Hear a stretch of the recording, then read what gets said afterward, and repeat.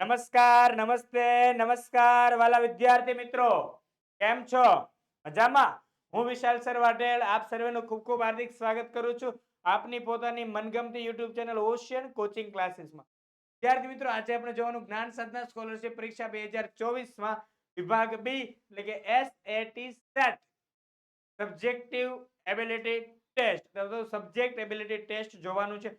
એમાં પણ આજે આપણો સબ્જેક્ટ છે ગણિત ચેપ્ટર 4 માહિતીનું નિયમન.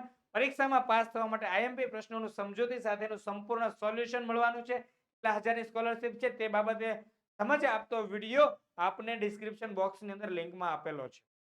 બરાબર છે, એની લિંક પર ક્લિક કરશો વિડિયોની માહિતી મળશે કે કેટલા માર્ક્સનું છે, કઈ તારીખે એપ્લાય કરવાનું, કેવી રીતે એપ્લાય કરવાનું છે, તમામે તમામ માહિતી ત્યાં આપેલી છે. તો આપ તેના દ્વારા શું કરી શકો કોર્સ કઈ રીતનો હોય છે, કેવી કેવી માહિતી હોય છે તે તમને ખ્યાલ આવશે. બરાબર છે, એની અંદર કેવા ટોપિક હોય છે તે બધી જ ચર્ચા કરેલી છે. એ સિવાય વિદ્યાર્થી મિત્રો આપણે ચેપ્ટર 1 થી 3 ના વિડિયો મૂકી દીધા છે, જેની લિંક ડિસ્ક્રિપ્શનમાં છે. દરેક વિડિયો લાઈક કરો, કોમેન્ટ કરો, શેર કરો, ચેનલને સબસ્ક્રાઇબ કરો. સાથે સાથે દરેક વિડિયો અંત સુધી નિહાળવાના, કારણ કે દરેક વિડિયોની અંદર મેં એક સવાલની અંદર કંઈક ને કંઈક નવું નવું શીખવાડેલું હોય છે. દરેક નવી વસ્તુ શીખવા માટે તમારે મારા વિડિયો અંત સુધી જોવા જરૂરી છે. ચાલો જોઈએ વાલા વિદ્યાર્થી મિત્રો, સવાલ નંબર 1 શું કહે છે કે કઈ અક્ષ માટે પ્રમાણ માપ લેવું પડે છે. અહીં આપણને ખબર પડે કે જે અક્ષ ઉપર સંખ્યાત્મક માહિતી દર્શાવવામાં આવે તેના માટે શું લેવું પડે? પ્રમાણ માપ લેવું પડે. તો સંખ્યાત્મક માહિતી આપણે દર્શાવીએ છીએ ક્યાં? y અક્ષ પર. ત્યારે ગુણાત્મક માહિતી દર્શાવીએ છીએ આપણે ક્યાં? x અક્ષ ઉપર. જે અક્ષ ઉપર ગુણાત્મક માહિતી દર્શાવવામાં આવે ત્યાં લંબચોરસ શું દર્શાવવામાં આવે? સ્તંભ દર્શાવતા હોય છે. લંબચોરસ સ્તંભ દર્શાવવામાં આવે છે. બરાબર છે. ચાલો, તો y અક્ષ પર શું દર્શાવવામાં આવશે? પ્રમાણ માપ લેવું પડશે. અને x અક્ષ ઉપર શું લેવું પડશે? ગુણાત્મક માહિતી અથવા તો લંબચોરસ સ્તંભ દોરવા પડશે. કઈ અક્ષ માટે પ્રમાણ માપ? y અક્ષ માટે પ્રમાણ માપ લેવું જરૂરી છે. ઓપ્શન બી જવાબ. ત્યારબાદ જોઈએ નેક્સ્ટ સવાલ નંબર 2. તેના પર લંબચોરસ સ્તંભ દર્શાવાય છે. તેના ઉપર હમણાં જ વાત કરી કે સાહેબ હમણાં તો તમે કીધું, અહીંયા જો અહીંયા તો તમે હમણાં તો વાત કરી તેના ઉપર x અક્ષ ઉપર શું દર્શાવવામાં આવે? લંબચોરસ સ્તંભ દર્શાવવામાં આવે છે. ચલો જો અહીંયા પેપર ફૂટી ગયું હતું, પહેલેથી તમને જવાબ ખબર પડી ગઈ હતી કે x અક્ષ છે. આવું થતું હોય ઘણીવાર ક્યારેક. બરાબર છે. ચાલો જોઈએ નેક્સ્ટ સવાલ નંબર 3. x અને y અક્ષ પરસ્પર શું હોય છે? આ તમારી y અક્ષ, આ તમારી x અક્ષ. તો x અને y અક્ષ પરસ્પર શું હોય છે? કાટખૂણે દુભાગે છે. ક્યાં દુભાગે છે? કાટખૂણે દુભાગે છે. Option D is your right answer. ખબર પડી? ત્યારબાદ જોઈએ નેક્સ્ટ સવાલ નંબર 4. વર્તુળના કેન્દ્ર પાસે ખૂણાનું કુલ અંશ માપ કેટલું હોય છે? આ તમારું થઈ ગયું છે વિદ્યાર્થી મિત્રો વર્તુળ. આ વર્તુળના કેન્દ્ર પાસે, આ વર્તુળના કેન્દ્ર પાસે કેટલું ખૂણાનું માપ હોય? એની પાસે ખૂણાનું માપ હોય છે 360 degree. Option right answer. Clear? ચાલો જોઈએ ત્યારબાદ નેક્સ્ટ સવાલ નંબર. સવાલ જોતા પહેલા કહી દઉં કે તમારે સાહેબ વાંચવું કયા પુસ્તકમાંથી? એ વાંચવા માટેનું પુસ્તક ખાસ ઉપયોગી છે વિન જીએસએસસી પુસ્તક. તેની અંદર તમને તમામે તમામ બાબતો આપેલી છે. આ પુસ્તકની વિશેષતા દર્શાવતો જે માહિતી આપી છે વિડિયો, એની અંદર પુસ્તકની વિશેષતા આપને ખાસ આપેલી છે. તેના દ્વારા આપ માહિતી મેળવી શકો છો. બુકની કિંમત છે 380 રૂપિયા અને ડિસ્કાઉન્ટ પ્રાઇસ 100 રૂપિયા છે. એટલા માટે આ પુસ્તક તમને પડવાનું છે માત્ર ₹280 પડશે. અને ઓનલાઈન ખરીદી કરશો તો કુરિયર ચાર્જ ફ્રી છે. તો આપના દ્વાર સુધી આ પુસ્તક આવશે ફક્ત ને ફક્ત ₹280. એની લિંક આપણે ડિસ્ક્રિપ્શન બોક્સમાં આપેલ છે, આપ ત્યાંથી બાય કરી શકો છો.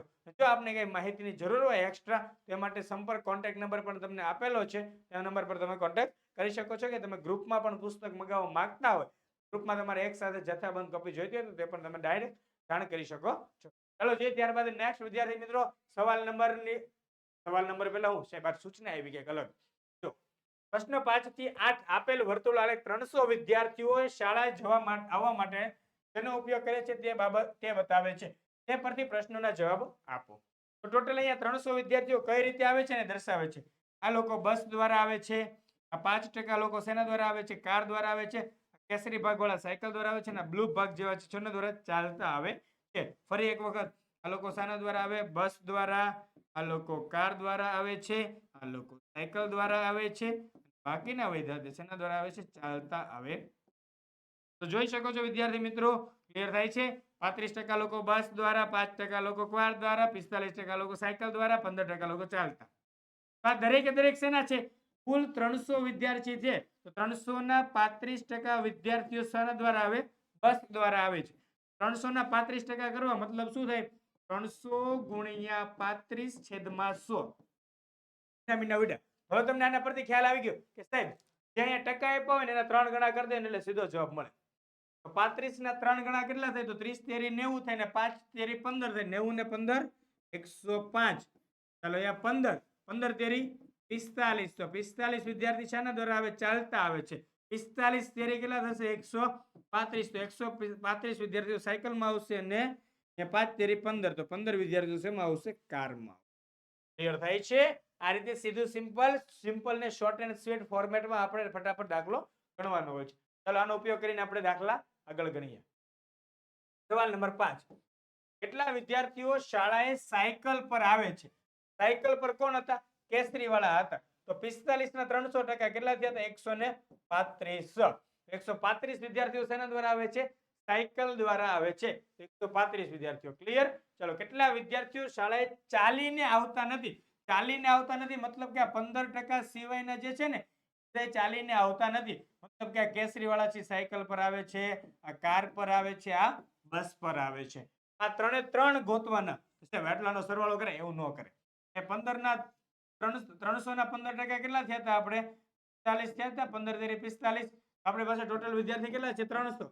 300 માંથી 45 બાદ કરી દેવા. એના સિવાયના બધે શું એટલે 255 વિદ્યાર્થીઓ જે ચાલીને આવતા નથી. 255 કે છે આ સાહેબ ઓપ્શન એમાં છે 255. 255 વિદ્યાર્થીઓ મતલબ તમે શું છે અહીંયા 135 હતા, અહીંયા 15 હતા ને અહીંયા 105 હતા. સરવાળો કરશો તમને ફટાફટ જવાબ મળશે. 100 ને 100 200 થઈ જશે. 35 ને 5 40 એટલે 240. 240 માં 15 એડ કરો એટલે 255. આ બે રીતે તમે દાખલો ગણી શકો છો. ત્યારબાદ જોઈએ વિદ્યાર્થી મિત્રો 7મો સવાલ. 105 વિદ્યાર્થીઓ શાળાએ કઈ રીતે પહોંચે છે? 105 ક્યાં જવાબ આવ્યો તો સાહેબ? 35 માં 105 જવાબ આવેલો હતો. આવ્યો તો ને 35 તેરી 105. એ પીળો ભાગ શેનો દર્શાવે છે? બસ. બસ દ્વારા જે વિદ્યાર્થીઓ આવે છે મતલબ કે 105 વિદ્યાર્થીઓ બસ દ્વારા શાળાએ આવે છે. 8મો સવાલ. કારમાં આવતા વિદ્યાર્થીઓનું અંશ માપ જણાવો. જોજો હવે અહીંયા કહાની में આવ્યા ટ્વિસ્ટ. कहानी में है थोड़ा थोड़ा ट्विस्ट. यहाँ पे थोड़ी थोड़ी सी अंश माप आप्યું તો અંશ માપ એટલે 360. તો શું કીધું છે અહીંયા? કારમાં આવતા તો 5% કોના કરવાના? 360 ડિગ્રી ના 5%. એટલે કે 360 ના 5%. 360 ગુણ્યા 5 છેદમાં 100. એક એક મીંડું ઉડી જાય. ક્લિયર? ખબર પડે? 36 5 700 સોરી 36 5 180 થાય. 5 કેટલા થાય? 180 છેદમાં 10. ફરી પાછું મીંડું ઉડી જાય વધશે 18. અને એવું નથી કરવું તમારે. અહીંથી ઉડાડે 5 દુ 10 5 5 ઉડી જાય 18 દુ 36 બગડે બે બગડે ઉડે 18 અંશ. ઓપ્શન એ તમારો જવાબ થઈ જાય 18 અંશ 18 ડિગ્રી. ક્લિયર થાય છે? Option A is your right answer. સવાલ નંબર 9 કે લંબ આલેખમાં x અક્ષ પર તો x અક્ષ પર નીચેનામાંથી કઈ માહિતી દર્શાવી શકાય? તો x અક્ષ પર કઈ માહિતીની વાત કરી હતી મેં? ગુણાત્મક માહિતી. તમારી ગુણાત્મક માહિતી કઈ છે? ઓપ્શન એ આપ્યું શૈક્ષણિક વર્ષ, ઓપ્શન બી વેચાયેલ ઘડિયાળની સંખ્યા. આ સંખ્યા એટલે સંખ્યાત્મક માહિતી છે. વિદ્યાર્થી મેળવેલ ગુણ. ગુણ એટલે સંખ્યા આવે ત્યાં તમારે ગમે તે આંકડા લખવા પડે. દરેક વિદ્યાર્થીની ઊંચાઈ, ઊંચાઈમાં પણ લખવા પડે આંકડા. તે સિવાય શૈક્ષણિક વર્ષ જે છે એ તમારા ગુણાત્મક માહિતી છે. શૈક્ષણિક વર્ષ તમે નીચે લખશો કે 2001 થી 2002, 2002 થી 2003. આ રીતના તમે શૈક્ષણિક વર્ષ અલગ અલગ ફાળવશો. ત્યારબાદ YXY એમાં 500 વિદ્યાર્થી હતા, 1000 હતા, 1500 હતા, 2000 હતા તે દર્શાવશો. તો શૈક્ષણિક વર્ષ તમે કઈ જગ્યા પર દર્શાવશો વાલા વિદ્યાર્થી મિત્રો? x અક્ષ ઉપર દર્શાવશો. ક્લિયર થાય છે? Option A is your right answer. ત્યારબાદ જોઈએ સવાલ નંબર 10. 3 સિક્કાઓ ઉછાળવામાં આવે ત્યારે કુલ કેટલા પરિણામો શક્ય છે? તો 3 સિક્કા ઉછાળવા એ પહેલા ખબર હોય છે કે એક સિક્કાને ઉછાળો ત્યારે કેટલા પરિણામ મળે? 2 પરિણામ મળે. એને જેટલી વાર ઉછાળો ને એટલી એની ઘાત. 3 વાર ઉછાળો છો તો 2 ની 3 ઘાત એટલે જવાબ થઈ જાય 8. ઓપ્શન સી 8 જવાબ. બરાબર છે? પરંતુ એમ કે 2 સિક્કાને ઉછાળવામાં આવે તો 2 ની 2 ઘાત 4 પરિણામ. તો 2 સિક્કાને 5 વાર ઉછાળવામાં એવું કે તો જવાબ થઈ જાય 32. ઓકે? જેટલી વાર ઉછાળવામાં આવે એટલી વાર ક્યાં લખી નાખવાનું? સાહેબ ઘાતમાં લખી નાખશું. અમે ક્યાં લખી નાખશું? ઘાતમાં લખી. ક્લિયર થાય છે? જે ચાલો ત્યારબાદ નેક્સ્ટ. એવા વિદ્યાર્થી મિત્રો તમારી માટે ખાસ જ્ઞાન સાધના પ્રખરતા કસોટી 24 માટે ફ્રી બેચ આવી ગયો છે, જેની અંદર લાઈવ પ્લસ રેકોર્ડેડ લેક્ચર મળવાના, ક્વિઝ છે, ગયા વર્ષનું paper solution, model paper solution, book મળશે. સાથે સાથે બુક એટલે કે બુકની તમારે પરચેસ કરવાની છે, જે હમણાં અગાઉ જ વાત કરી હતી. એ સિવાય મેથના અંદરના પોર્શન છે, દરેક પોર્શનનું સોલ્યુશન આવશે. સાથે સાથે સેટના પણ દરેક પોર્શનનું સોલ્યુશન આપને મળશે. ક્લિયર? ચલો જોઈએ ત્યારબાદ નેક્સ્ટ. અરે વાહ, હવે તો સોલ્યુશન અહીંયા પૂરું થયું છે. ચેપ્ટર 4 પૂરું થયું. ફરી પાછા મળશું ચેપ્ટર 5 એટલે કે વર્ગ અને વર્ગમૂળ સાથે. ત્યાં સુધી વિદ્યાર્થી મિત્રો આપને કંઈ પણ તકલીફ હોય તો કોમેન્ટમાં જાણ કરજો. તમારી ડિમાન્ડ પૂરી કરવામાં આવશે. તો ફરી મળીશું વિદ્યાર્થી મિત્રો નેક્સ્ટ વિડિયોની અંદર. ત્યાં સુધી હું આપની રજા લઈ રહ્યો છું. જય હિન્દ, જય ભારત, જય જય ગરવી ગુજરાત.